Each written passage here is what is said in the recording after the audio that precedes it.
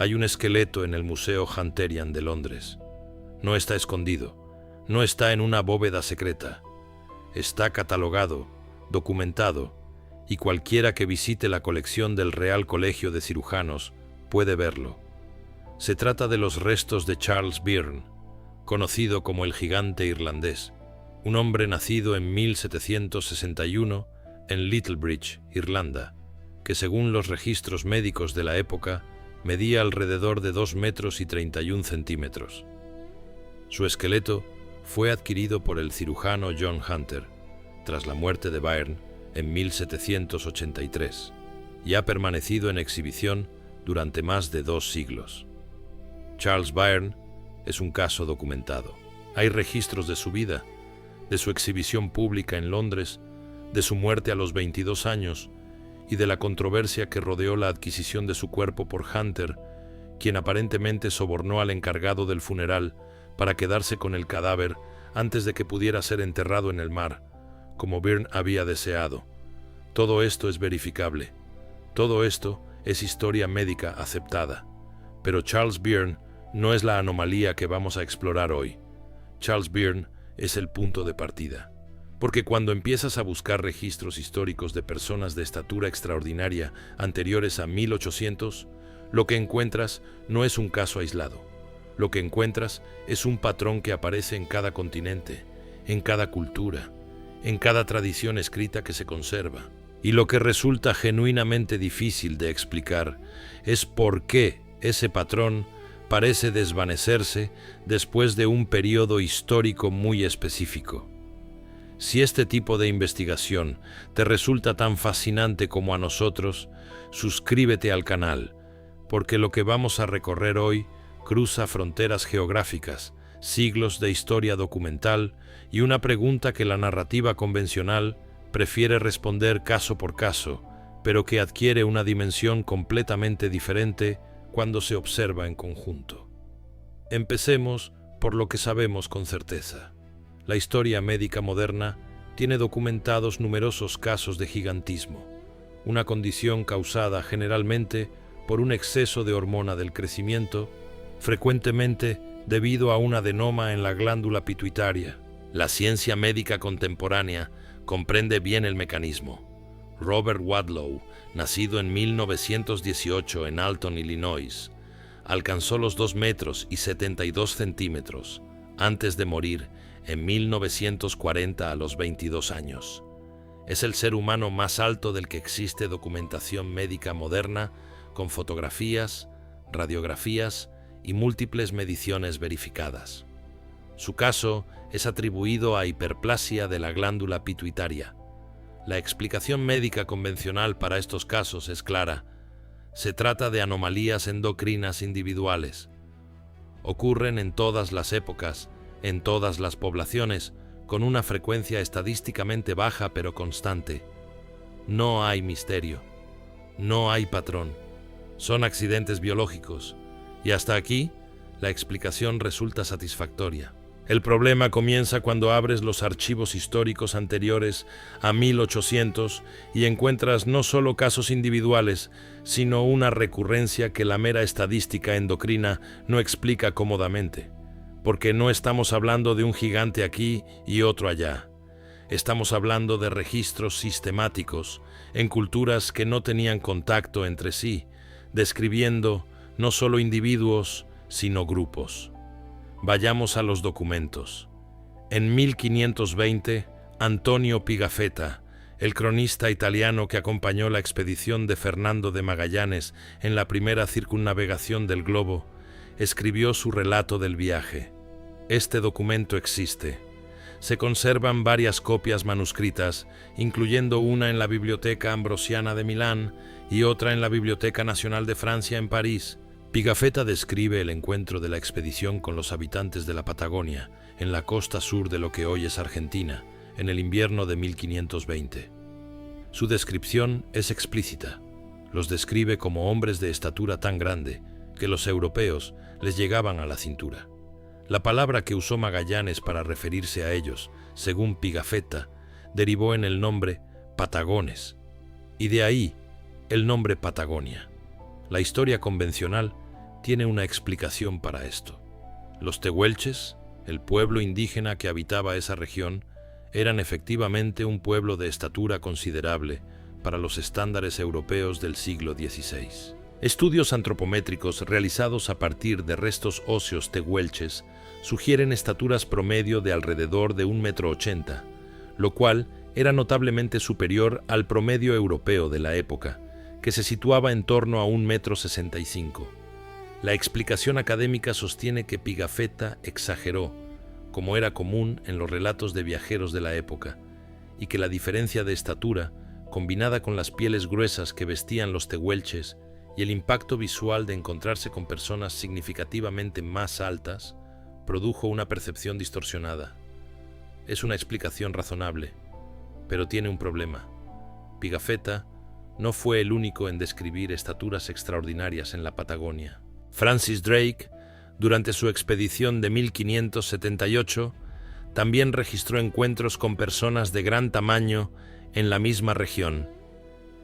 El capellán de la expedición de Drake, Francis Fletcher, dejó un diario que se conserva y que describe a los nativos como personas de estatura notable, aunque sus estimaciones son más conservadoras que las de Pigafetta.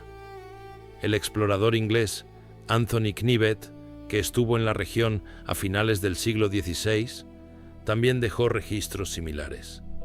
El viajero holandés Sebald de Weert, en 1600, reportó el avistamiento de personas de gran estatura en la costa patagónica. Durante más de 200 años, desde la expedición de Magallanes hasta bien entrado el siglo XVIII, múltiples expediciones europeas de distintas nacionalidades, que no tenían motivación para confirmar los relatos de las demás, registraron de manera independiente la presencia de personas de estatura excepcionalmente alta en la Patagonia. Todos exageraron exactamente de la misma manera. Es posible. Todos confundieron 1,80 m con 2,5 m. Es una explicación que funciona caso por caso, pero que se vuelve más difícil de sostener cuando se acumulan los testimonios. Y la Patagonia es solo uno de los puntos en el mapa. Viajemos ahora a Norteamérica.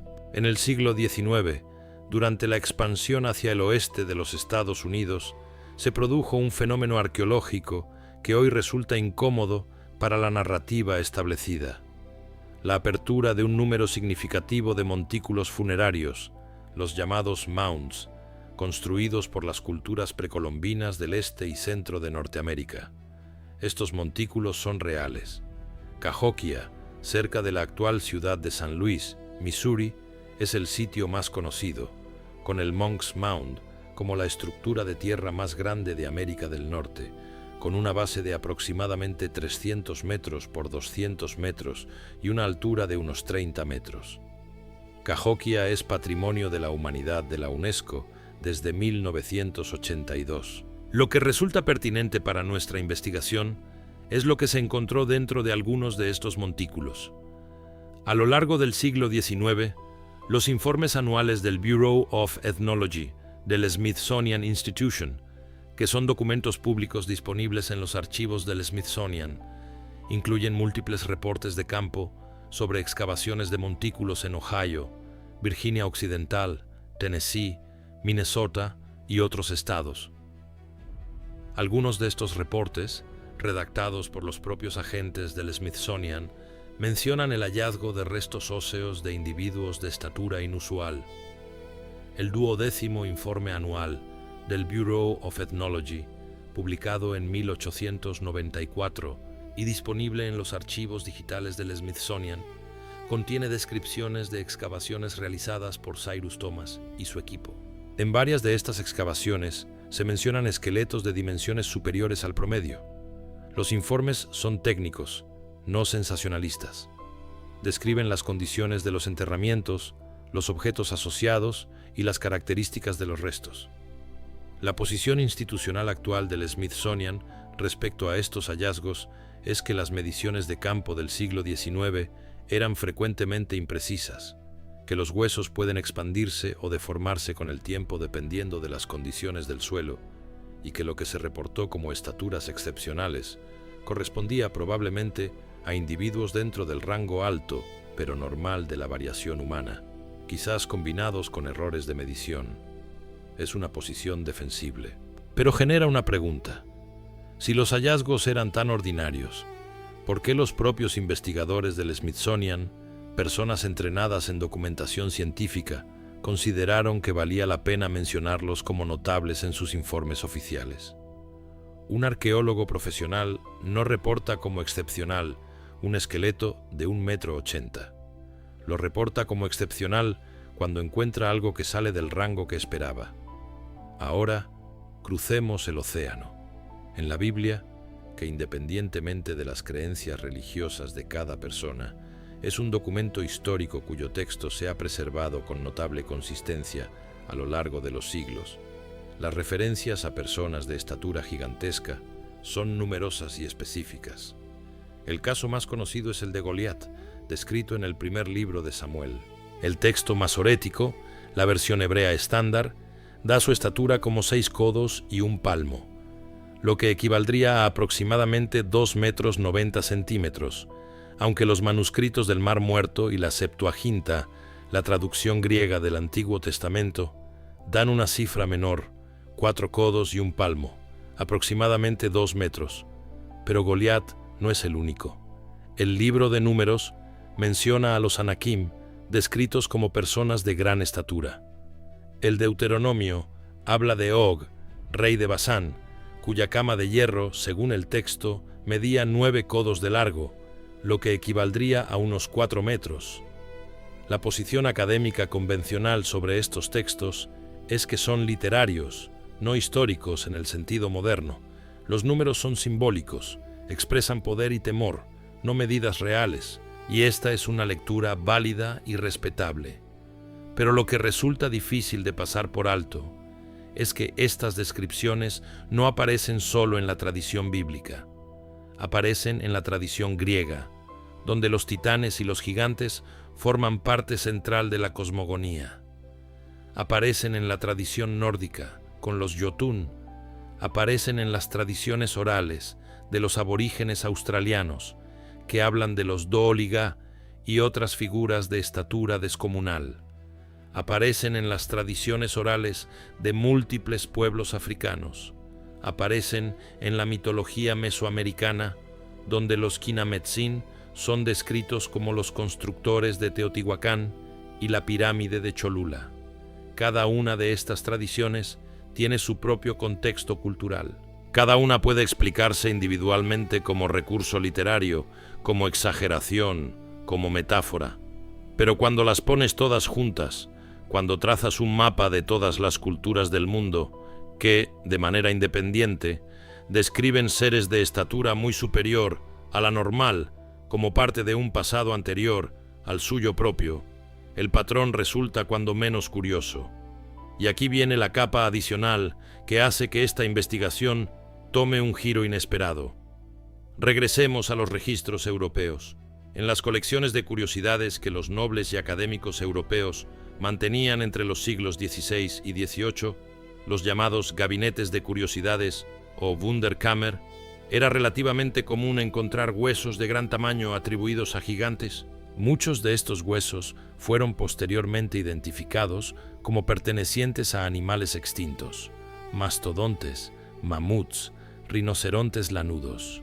El naturalista francés Georges Cuvier, considerado el padre de la paleontología, contribuyó significativamente a esta reclasificación a principios del siglo XIX.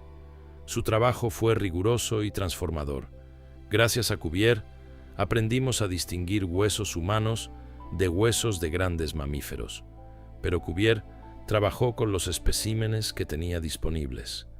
Y una vez que la paleontología estableció que los huesos grandes pertenecían a animales extintos, se produjo un efecto interesante. Cualquier hueso grande encontrado a partir de entonces fue automáticamente clasificado como animal. La categoría de restos de gigantes humanos dejó de existir como posibilidad científica, no porque se hubiera demostrado que nunca existieron, sino porque la nueva ciencia proporcionó una explicación alternativa que hacía innecesario considerar esa posibilidad.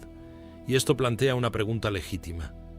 Si algún resto auténticamente anómalo existió entre las colecciones de los siglos XVI al XVIII, habría sobrevivido a la reclasificación sistemática que Cuvier y sus sucesores realizaron, o habría sido catalogado como fauna extinta y archivado en las bodegas de algún museo de historia natural. No estamos afirmando que esto ocurrió. Estamos preguntando si el proceso mismo de reclasificación tenía la capacidad de distinguir un 100% de los casos correctamente, especialmente cuando la premisa de trabajo era que los gigantes humanos no podían haber existido. Lo que sabemos con certeza hasta aquí es lo siguiente. Hay documentos reales, en archivos reales, que registran la existencia de personas de estatura excepcionalmente alta en múltiples continentes antes de 1800. Algunos de estos registros provienen de fuentes consideradas fiables en otros contextos históricos. La explicación convencional los aborda uno por uno. Este exageró, este midió mal, este es mitología, este es un error de clasificación.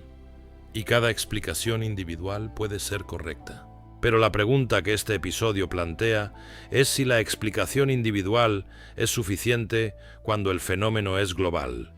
Y esa pregunta nos llevará, en las próximas partes, a un territorio donde los documentos históricos se cruzan con un evento que la propia geología confirma.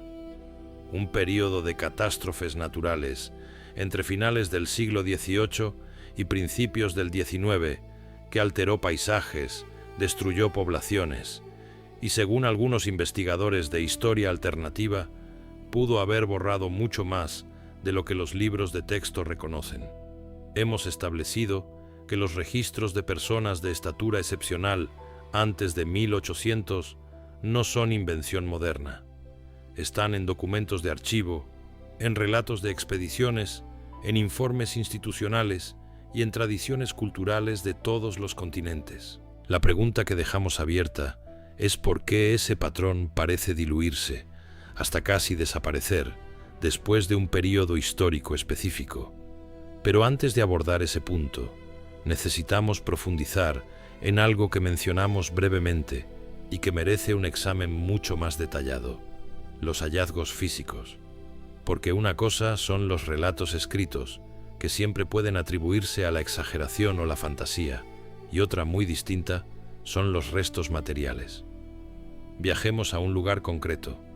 Giant's Causeway, en la costa norte de Irlanda del Norte, es una formación geológica de unas 40.000 columnas de basalto que se extiende hacia el mar. Es patrimonio de la humanidad desde 1986. La ciencia moderna explica su formación como resultado del enfriamiento rápido de lava basáltica hace unos 60 millones de años, lo cual produjo esas columnas hexagonales tan características. Es una explicación geológica sólida y bien fundamentada. Pero el nombre del lugar no proviene de la geología, proviene de la tradición local que atribuye su construcción a Fionn Mac Cumhaill, un gigante de la mitología irlandesa que supuestamente la construyó como calzada para cruzar hasta Escocia. En la costa escocesa, en la isla de Staffa, existe una formación idéntica llamada Fingal's Cave, atribuida por la misma tradición al mismo gigante. La tradición es mitológica, por supuesto, pero lo que resulta interesante es que la explicación geológica moderna y la tradición local coexistieron durante siglos y que la tradición era la explicación aceptada mucho antes de que la geología ofreciera la suya. Menciono esto no para sugerir que un gigante construyó la calzada, sino para ilustrar un punto más sutil. Las tradiciones sobre gigantes en las islas británicas no eran relatos marginales. Eran la explicación dominante para fenómenos del paisaje que la gente no podía explicar de otra manera. Y estas tradiciones eran sorprendentemente específicas. En la Catedral de Winchester, en Inglaterra, existe una pintura mural del siglo XVI que representa a Christopher, el santo patrón de los viajeros, como una figura de estatura descomunal. En muchas representaciones medievales, San Cristóbal aparece como un gigante que carga al niño Jesús sobre sus hombros mientras cruza un río. La tradición cristiana lo describe explícitamente como un hombre de estatura extraordinaria. Ahora bien, San Cristóbal es una figura cuya historicidad es debatida, y la Iglesia Católica lo retiró del calendario litúrgico universal en 1969, aunque sigue siendo venerado en muchas regiones. Lo relevante aquí no es si San Cristóbal existió literalmente, sino que durante más de 1000 años, la tradición cristiana consideró perfectamente natural que hubiera existido un hombre de estatura gigantesca. No era fantástico, no era escandaloso, era simplemente un hecho aceptado dentro del marco cultural. Y esto nos lleva a un punto que la historia convencional tiende a tratar con demasiada prisa: la relación entre las tradiciones antiguas y la evidencia física.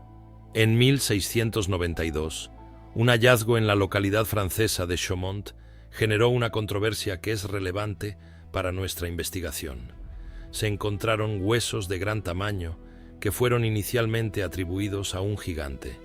Nicolas Avicot, cirujano del rey, había publicado décadas antes, en 1613, un tratado titulado Gigantos Théologie, en el que defendía que unos huesos encontrados cerca del castillo de Chaumont en 1613 pertenecían a un gigante llamado Teutobochus, un rey cimbro supuestamente derrotado por el cónsul romano Cayo Mario en el año 102 antes de nuestra era. Este tratado existe. Se conservan copias en la Biblioteca Nacional de Francia. Avicot era un profesional médico, no un fabulador, y su trabajo fue objeto de debate académico en su época. Posteriormente, el anatomista Jean Riolan el Joven publicó una refutación argumentando que los huesos pertenecían a un animal, posiblemente un elefante o un mastodonte, y con el tiempo la interpretación de Riolan prevaleció. La ciencia moderna confirma que los restos de Teutobochus corresponden casi con certeza a un Deinotherium, un pariente extinto de los elefantes. Este caso es instructivo por varias razones. Primero, porque muestra que la identificación errónea de huesos animales como humanos era un problema real en los siglos XVII y XVIII. La posición escéptica tiene bases históricas legítimas. Segundo, porque muestra que la comunidad científica de la época debatía estos hallazgos con seriedad, no los descartaba automáticamente. Y tercero, porque ilustra una dinámica que se repetiría muchas veces. Un hallazgo inicial genera entusiasmo, una reclasificación posterior lo explica como algo mundano, y el caso se cierra. Pero aquí es donde la historia se complica, porque no todos los hallazgos reportados en los siglos XVII, XVIII y XIX pueden atribuirse cómodamente a fauna extinta. Algunos reportes describen no huesos aislados, sino esqueletos articulados en contextos de enterramiento claramente humanos, posición fetal, objetos funerarios, estructura de tumba reconocible. Un hueso suelto de gran tamaño puede ser de mastodonte. Un esqueleto completo en una tumba con ajuar funerario es más difícil de reclasificar como animal. Regresemos a los informes del Smithsonian que mencionamos en la primera parte. El 12º informe anual del Bureau of Ethnology, publicado en 1894, no es el único que contiene referencias a restos de estatura inusual. Si se revisan los informes anuales del Bureau entre 1880 y 1900, que están disponibles digitalmente a través de los archivos del Smithsonian, se encuentran múltiples menciones de hallazgos en montículos funerarios del Valle del Ohio y regiones adyacentes. Estos hallazgos se describen en el contexto de excavaciones sistemáticas dirigidas por profesionales, no por buscadores de tesoros aficionados. Lo que resulta notable es el tratamiento que estos hallazgos recibieron a lo largo del tiempo. En las décadas de 1880 y 1890 se reportaban como datos de interés científico. A medida que avanzó el siglo XX, dejaron de mencionarse. No fueron refutados públicamente en la mayoría de los casos. Simplemente dejaron de aparecer en la literatura. Los informes originales siguen en los archivos, pero la investigación posterior no los retomó. La explicación convencional para esto es que la arqueología profesional maduró y abandonó las mediciones imprecisas del siglo XIX. Los esqueletos que parecían grandes eran, según esta explicación, individuos en el extremo alto de la distribución normal, reportados con herramientas de medición rudimentarias por investigadores cuya formación no era comparable a la de un antropólogo físico moderno. Es una explicación razonable, pero tiene una debilidad que merece señalarse. La explicación asume que todos los reportes del siglo XIX estaban equivocados, sin haber revisado cada caso individualmente. Es una descalificación en bloque basada en una presunción general, no en un análisis caso por caso. Y en ciencia, descalificar datos sin examinarlos individualmente es un procedimiento que plantea preguntas. Trasladémonos ahora a otro continente y a otro tipo de evidencia. En la isla de Cerdeña, en el Mediterráneo, existe una tradición popular persistente sobre los llamados gigantes de Monte Prama. Y este caso es particularmente interesante porque involucra hallazgos arqueológicos reales, no solo tradiciones orales. En 1974, un agricultor en la localidad de Cabras, en la provincia de Oristano, encontró fragmentos de esculturas de piedra mientras araba su campo. Las excavaciones posteriores, realizadas por arqueólogos italianos entre 1975 y 1979 y retomadas entre 2007 y 2011, descubrieron un conjunto extraordinario de estatuas de piedra caliza que representan guerreros, arqueros y boxeadores. Estas estatuas, conocidas como los gigantes de Monte Prama, miden entre 2 metros y 2,5 metros de altura. Están datadas aproximadamente entre los siglos IX y VIII antes de nuestra era, lo que las convierte en las estatuas de gran tamaño más antiguas del Mediterráneo occidental, anteriores incluso a los kouroi griegos. Las estatuas se exhiben actualmente en el Museo Cívico Giovanni Marongiu, en Cabras, y en el Museo Arqueológico Nacional de Cagliari. Son reales. Cualquiera puede visitarlas, y su existencia plantea preguntas genuinas sobre la civilización nurágica de Cerdeña, que las creó, y sobre su nivel de sofisticación artística y técnica. Ahora bien, la posición convencional es clara.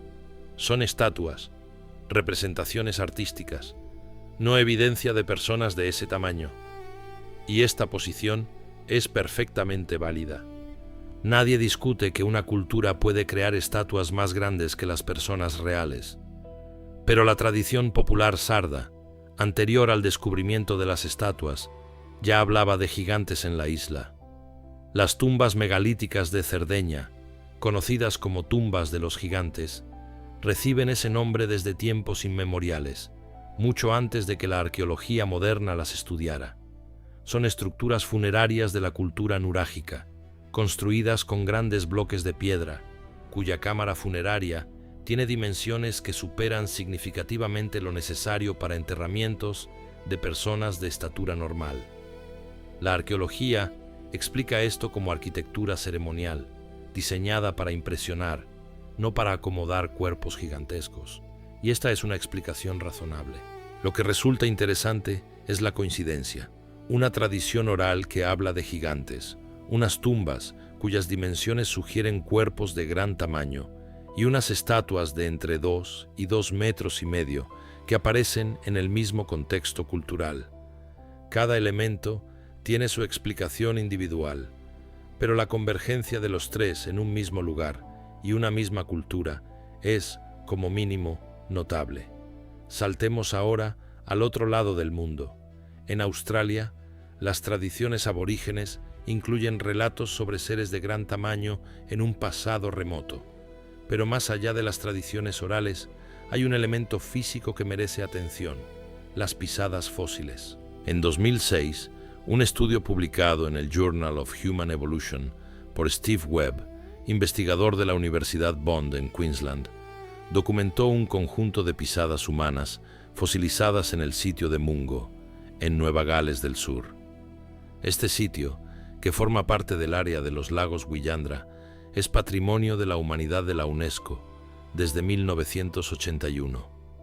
Las pisadas, datadas en aproximadamente 20.000 años de antigüedad, incluyen un conjunto que Webb atribuyó a un individuo que, basándose en la longitud del paso y la profundidad de las huellas, habría tenido una estatura de alrededor de 1,90 m y habría estado corriendo a una velocidad considerable, estimada en unos 37 km/h.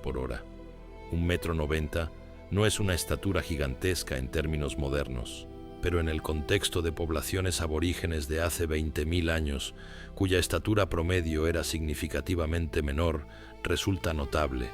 Y lo que es más relevante, Webb encontró que el rango de estaturas inferidas a partir del conjunto completo de pisadas mostraba una variabilidad inusual, con algunos individuos considerablemente más altos que el promedio esperado para esa población. Este es un dato científico publicado en una revista académica revisada por pares. No es una leyenda. No es una tradición oral. Es un estudio con metodología documentada y datos cuantificables.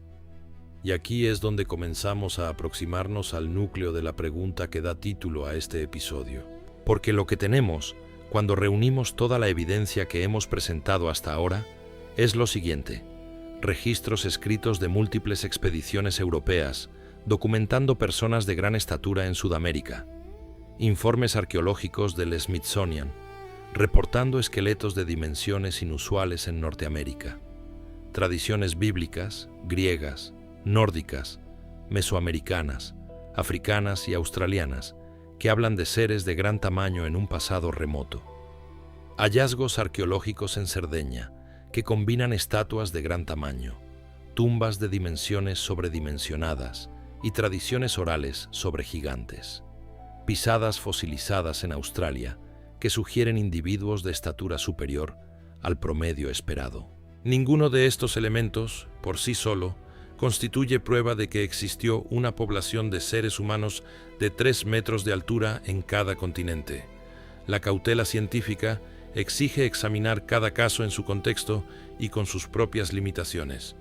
Pero la pregunta que merece ser formulada es esta: ¿cuántos datos independientes, provenientes de cuántas fuentes no relacionadas entre sí, en cuántos continentes distintos, necesitamos acumular antes de considerar que quizás no estamos ante una serie de coincidencias, exageraciones y errores, sino ante un patrón que merece una investigación seria y sin prejuicios?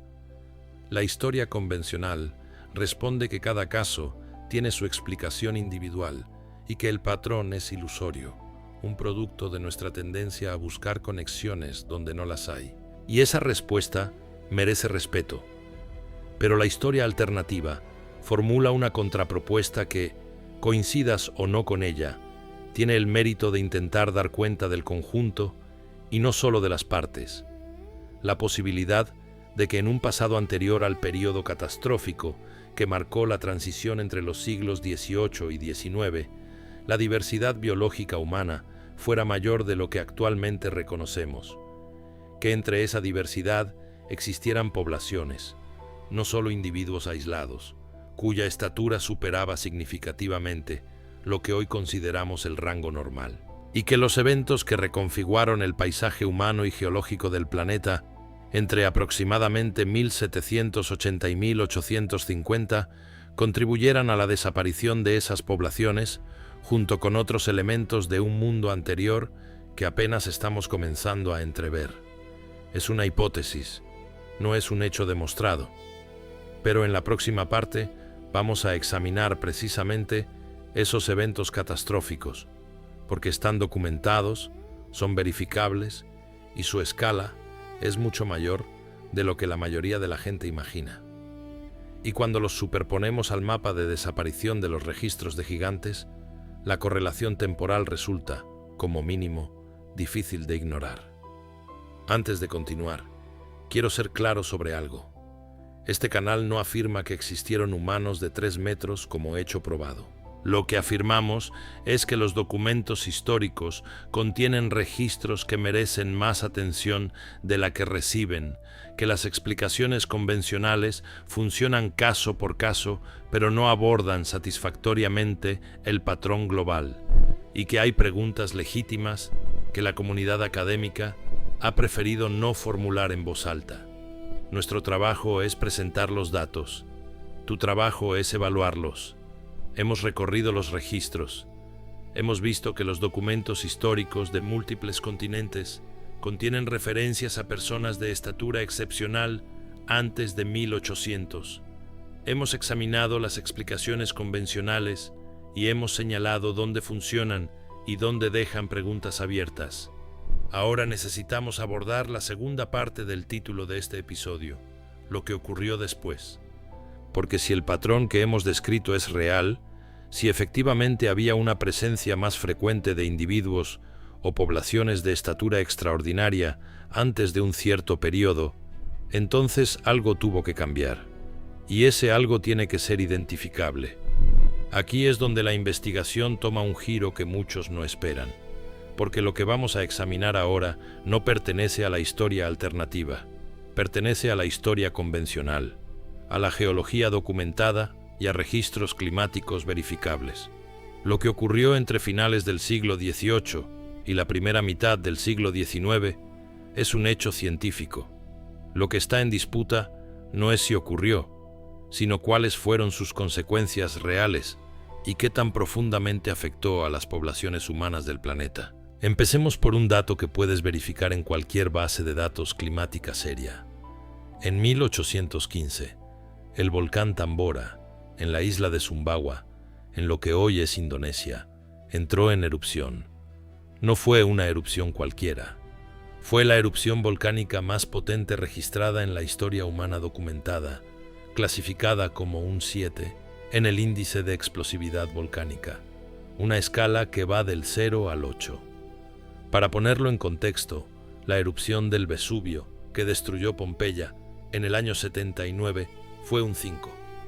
La erupción del Monte Santa Elena en 1980 fue un 5. La del Krakatoa en 1883 fue un 6. Tambora fue un 7. La erupción de Tambora expulsó aproximadamente 160 kilómetros cúbicos de material a la atmósfera. Mató directamente a unas 10.000 personas en la isla, y las hambrunas y epidemias que siguieron en la región se cobraron entre 60.000 y 90.000 vidas adicionales en los meses posteriores. Pero el impacto más devastador no fue local, fue global.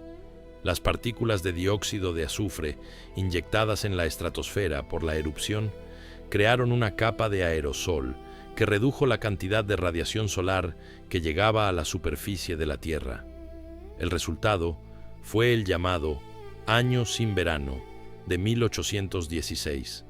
Las temperaturas globales descendieron entre 0,4 y 0,7 grados centígrados en promedio, pero en algunas regiones del hemisferio norte, el descenso fue mucho mayor.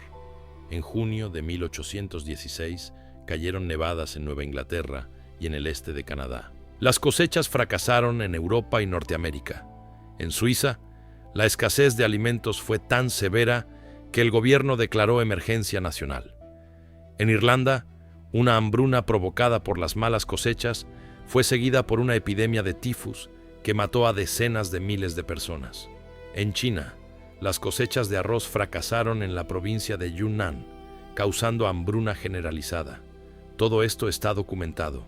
Los registros de temperatura, las crónicas de la época, los informes gubernamentales, los registros parroquiales de defunciones. No hay disputa sobre estos hechos. Pero Tambora no fue un evento aislado, y aquí es donde la historia se vuelve más interesante de lo que los libros de texto suelen contar. Si retrocedemos unos pocos años antes de Tambora, encontramos otra erupción mayor que a menudo se omite en las narrativas simplificadas.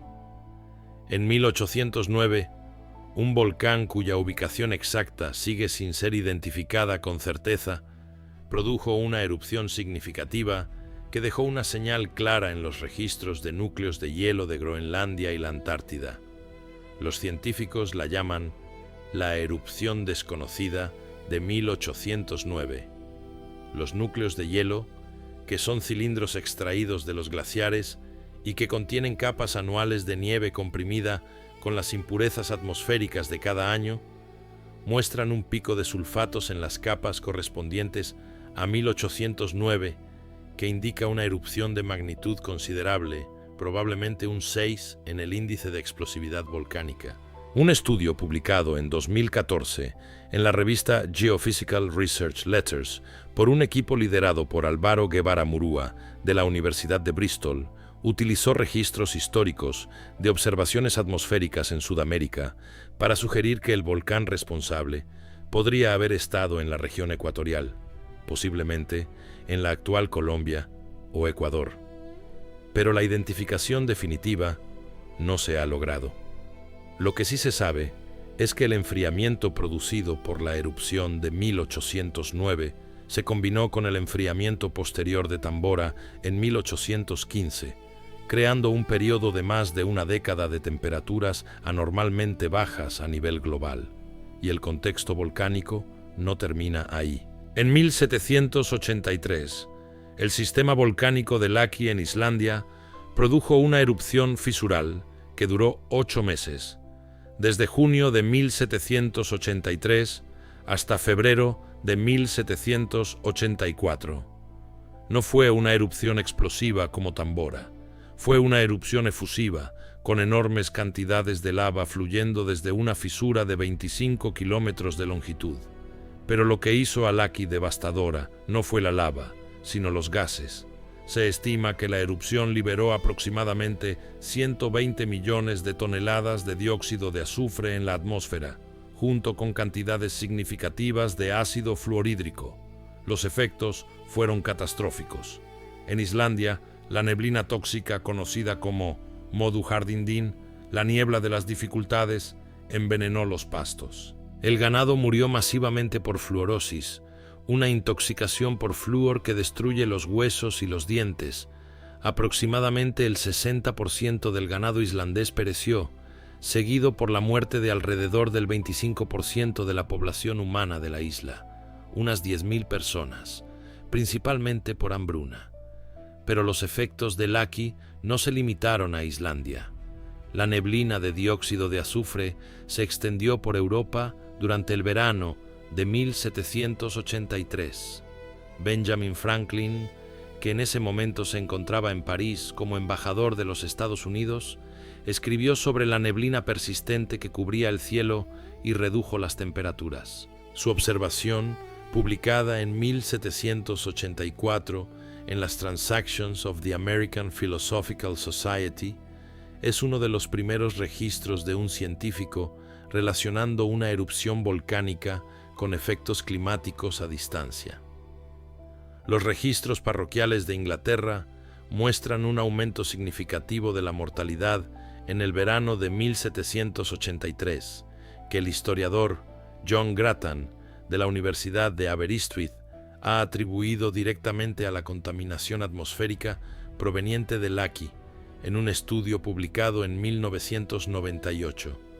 Así que tenemos lo siguiente: Laki en 1783, la erupción desconocida de 1809, Tambora en 1815, 3 eventos volcánicos de escala masiva en un periodo de 32 años.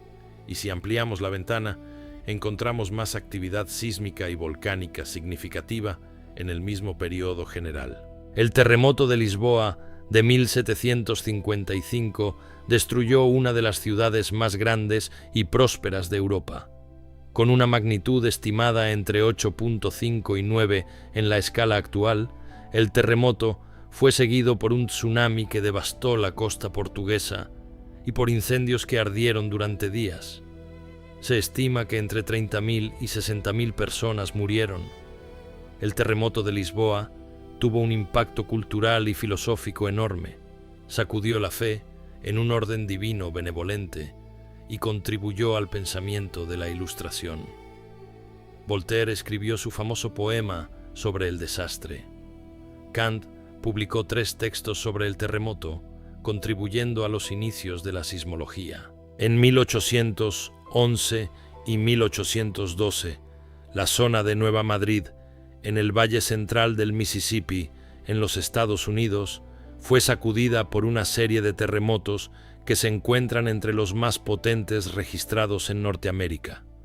Los tres terremotos principales, ocurridos el 16 de diciembre de 1811, el 23 de enero de 1812 y el 7 de febrero de 1812, tuvieron magnitudes estimadas entre 7.5 y 8.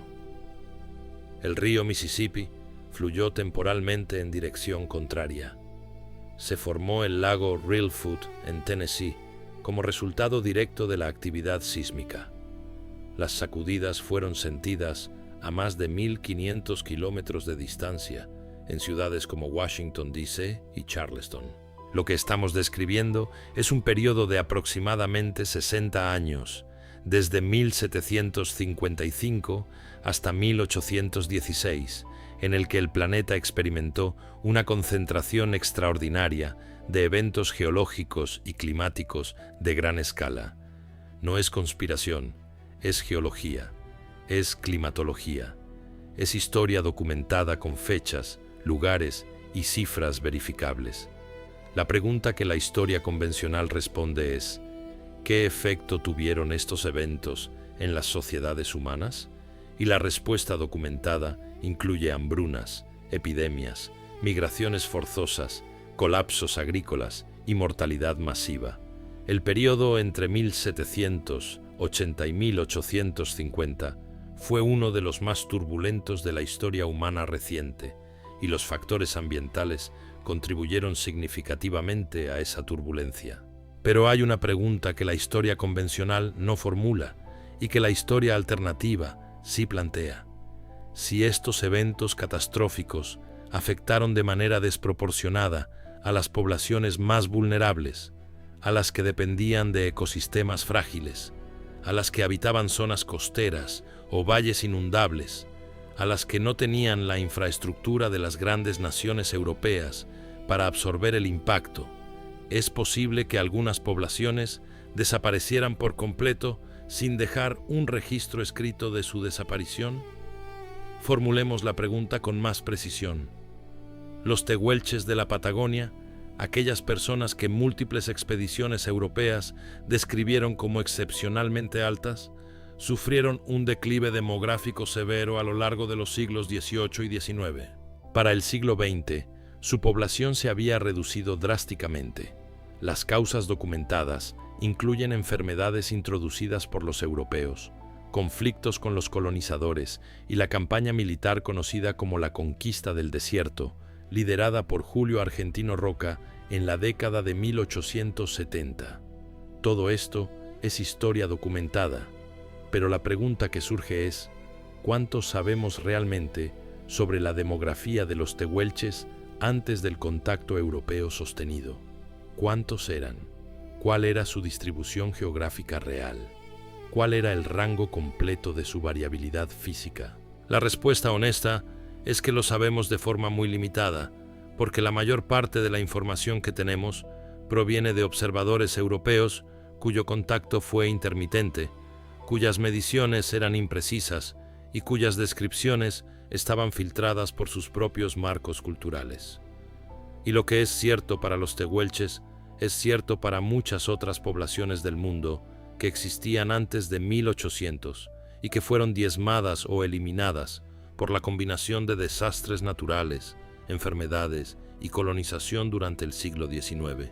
Desde la perspectiva de la historia alternativa, hay quienes proponen que la concentración de catástrofes naturales entre 1755 y 1816, combinada con los procesos de colonización y reorganización territorial que siguieron, no solo redujo poblaciones conocidas, sino que borró el registro de poblaciones enteras, cuya existencia hoy solo sobrevive en tradiciones orales, en relatos de exploradores y en hallazgos arqueológicos que la ciencia moderna prefiere explicar caso por caso en lugar de considerar como parte de un panorama más amplio. Si esta interpretación fuera correcta, explicaría algo que de otra manera resulta difícil de explicar.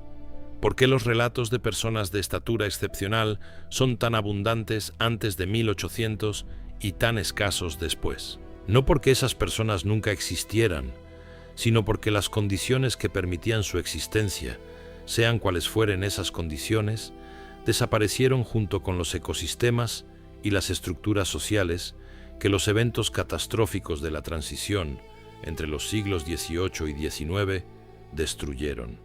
Es una hipótesis, y como toda hipótesis, debe ser evaluada a la luz de la evidencia disponible, no aceptada ni rechazada por decreto.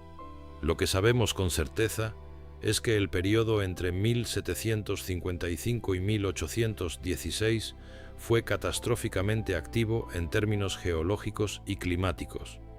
Lo que sabemos con certeza es que múltiples poblaciones humanas fueron diezmadas o eliminadas durante ese periodo y el inmediatamente posterior.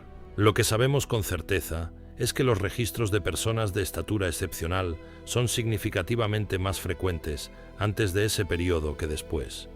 Lo que no sabemos es si la correlación temporal entre estos tres hechos es causal o coincidental. Y resolver esa pregunta requeriría un tipo de investigación que, hasta donde sabemos, nadie en la comunidad académica ha emprendido de manera sistemática.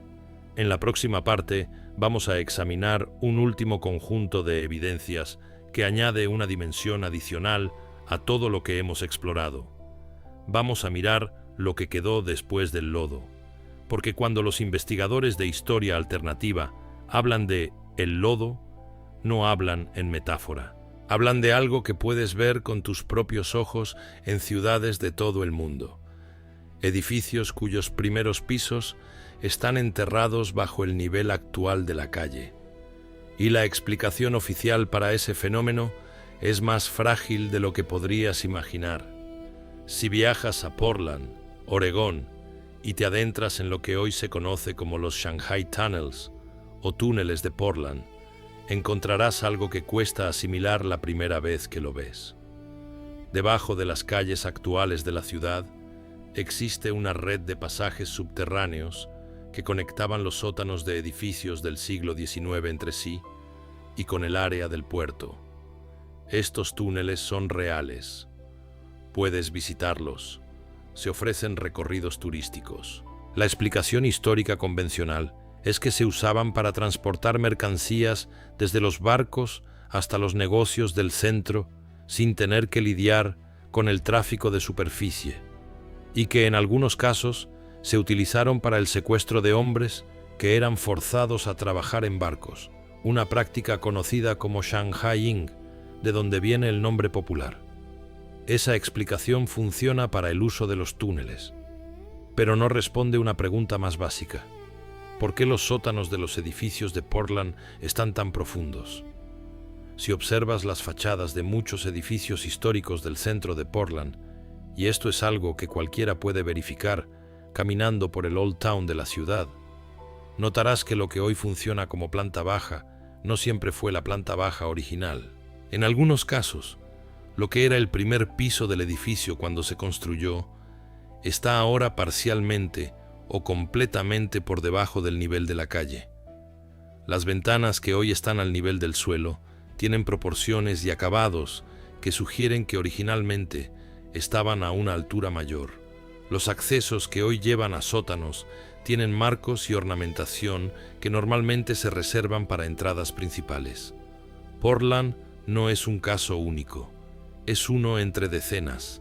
En Seattle, Washington, el fenómeno es aún más evidente y está mejor documentado. Después del gran incendio de Seattle de 1889, que destruyó el centro comercial de la ciudad, las autoridades decidieron reconstruir la ciudad, elevando las calles entre 1 y 2 pisos, en algunos puntos hasta casi 7 metros, por encima del nivel original. La razón oficial fue resolver problemas de inundaciones por mareas y de alcantarillado. Los primeros pisos de los edificios reconstruidos quedaron enterrados y hoy se pueden visitar en el Seattle Underground Tour, un recorrido turístico que lleva a los visitantes por las antiguas aceras y fachadas que quedaron bajo el nivel actual de la calle. Este es un hecho histórico completamente documentado. Los registros municipales de Seattle registran las ordenanzas que autorizaron la elevación de las calles. Las fotografías de época muestran el proceso de relleno. La explicación es clara y verificable. Se elevaron las calles para mejorar el drenaje y el saneamiento. Pero lo que resulta interesante para nuestra investigación es que el fenómeno de edificios con primeros pisos enterrados no se limita a ciudades que tienen una explicación documentada como Seattle.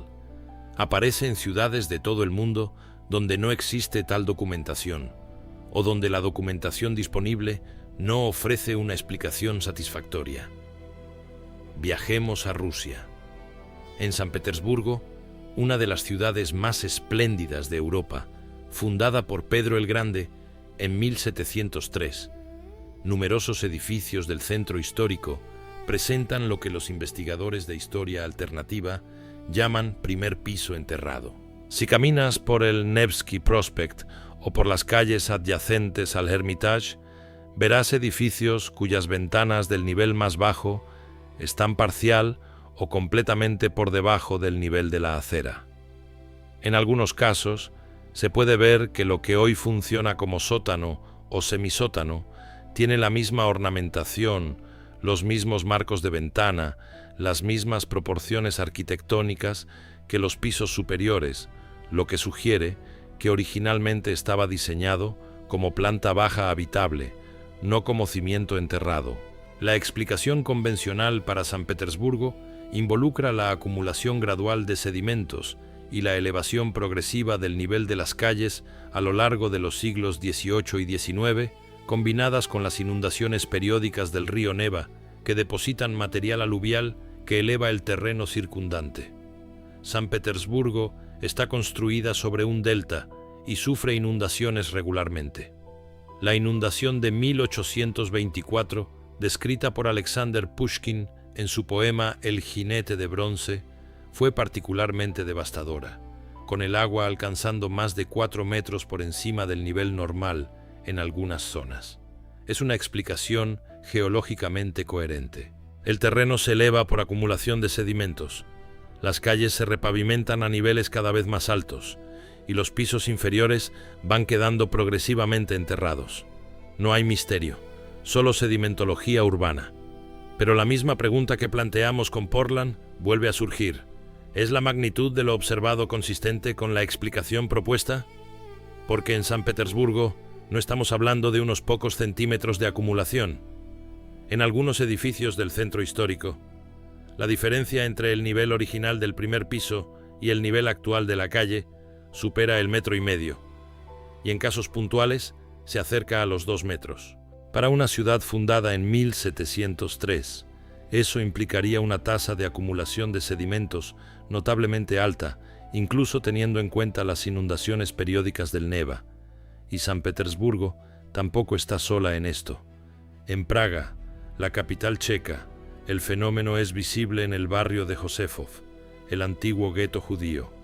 El cementerio judío viejo de Praga, en uso desde el siglo XV hasta 1787, presenta un terreno elevado de forma notable respecto a las calles circundantes, con hasta 12 capas de enterramientos superpuestas. La explicación aceptada es que, al no poder expandir el cementerio por restricciones impuestas a la comunidad judía, se fueron añadiendo capas de tierra sobre las tumbas existentes para hacer espacio. Pero las calles circundantes también muestran elevación del terreno, y muchos edificios del barrio tienen primeros pisos que hoy funcionan como sótanos. En Edimburgo, Escocia, existe un fenómeno similar documentado. La Mary King's Close, una serie de callejones medievales, quedó enterrada bajo los edificios construidos sobre ella en el siglo XVIII. Hoy se puede visitar como atracción turística bajo la Royal Mile. La explicación oficial es que la construcción de la Royal Exchange, actual City Chambers, en la década de 1750 utilizó los callejones existentes como cimientos, construyendo sobre ellos y elevando el nivel de la calle. En cada uno de estos casos, la explicación individual es plausible. Seattle elevó sus calles por razones sanitarias. San Petersburgo acumula sedimentos por las inundaciones del Neva. Praga elevó el terreno del gueto por restricciones de espacio. Edimburgo construyó sobre callejones existentes por conveniencia constructiva. Pero cuando trazas un mapa de este fenómeno, cuando marcas todas las ciudades del mundo, donde edificios anteriores a 1850 tienen primeros pisos enterrados, el mapa se llena de puntos.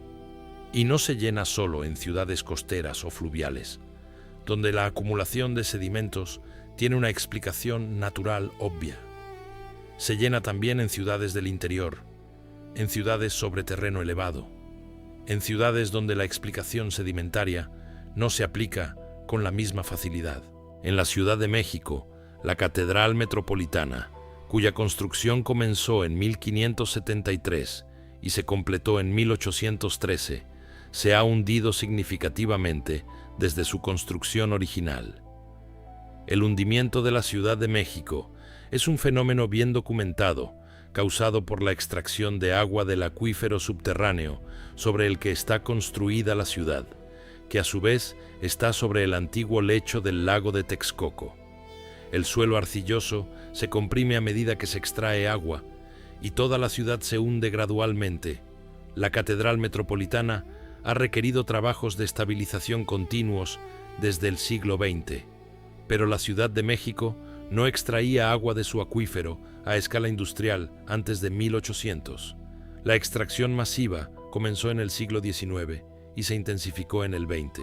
Entonces, ¿por qué la catedral ya mostraba señales de hundimiento en registros anteriores a la era industrial? La respuesta convencional apunta al peso de la estructura sobre el suelo lacustre blando, combinado con eventos sísmicos y las variaciones naturales del nivel freático. Es una respuesta razonable para la Ciudad de México específicamente, pero la comunidad de historia alternativa observa este fenómeno desde otra perspectiva.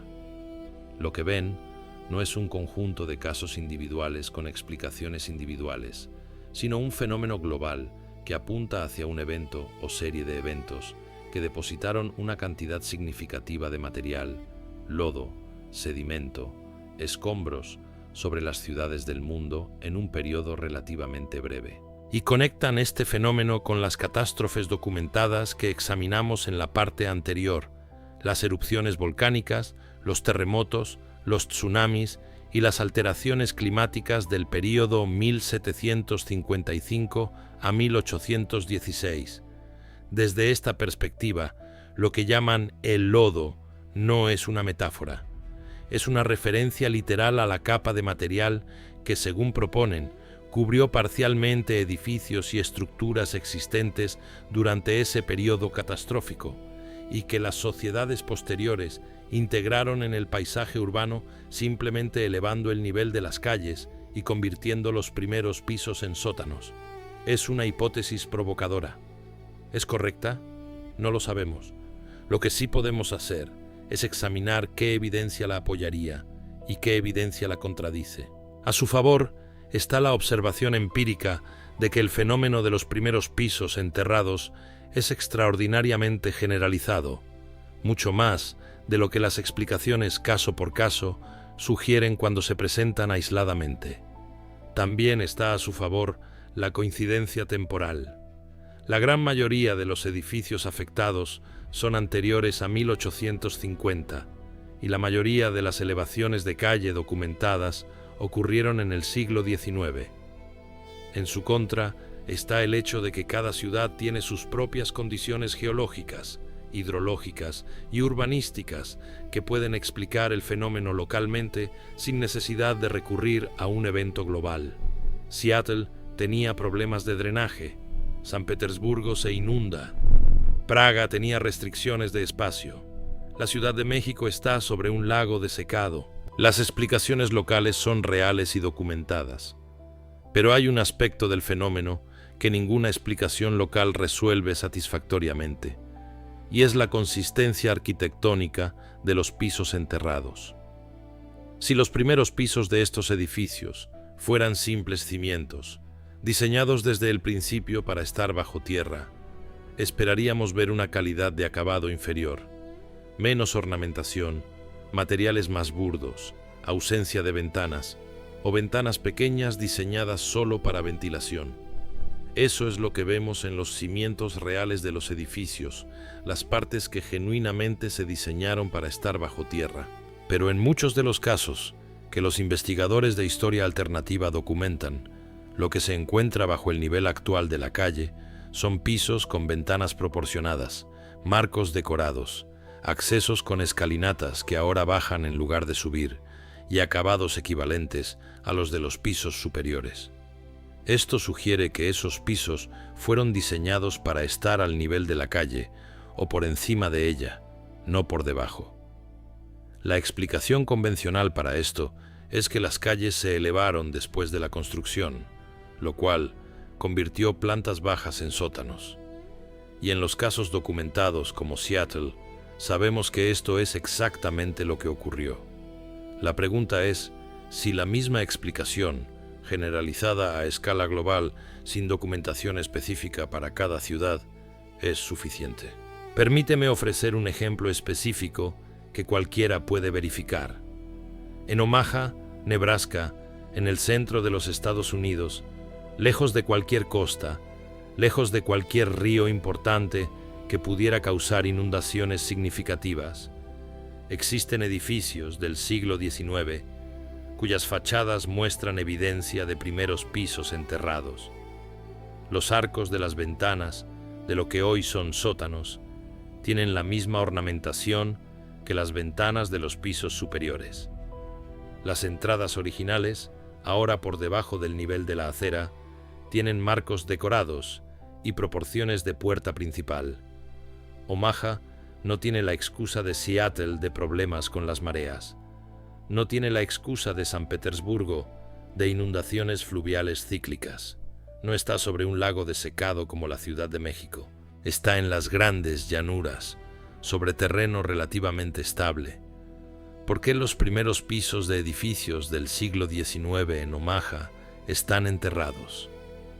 La respuesta convencional es que las calles se elevaron para mejorar el drenaje y la infraestructura urbana, como parte del proceso normal de urbanización del siglo XIX. Y es cierto que muchas ciudades estadounidenses elevaron sus calles durante ese período por razones prácticas, pero la escala y la consistencia del fenómeno, repetido en ciudad tras ciudad, no solo en Estados Unidos, sino en todo el mundo, plantea una pregunta legítima sobre si estamos ante un proceso de urbanización gradual y planificado, o ante una respuesta a algo que había ocurrido previamente. Y ahora conectemos los hilos. Tenemos registros de personas de estatura excepcional que aparecen consistentemente en documentos anteriores a 1800 y que desaparecen después. Tenemos un período de catástrofes naturales documentadas entre 1755 y 1816 de una intensidad extraordinaria. Tenemos edificios de todo el mundo cuyos primeros pisos quedaron enterrados bajo el nivel de las calles en ese mismo periodo o inmediatamente después. La historia convencional trata cada uno de estos hechos de forma independiente.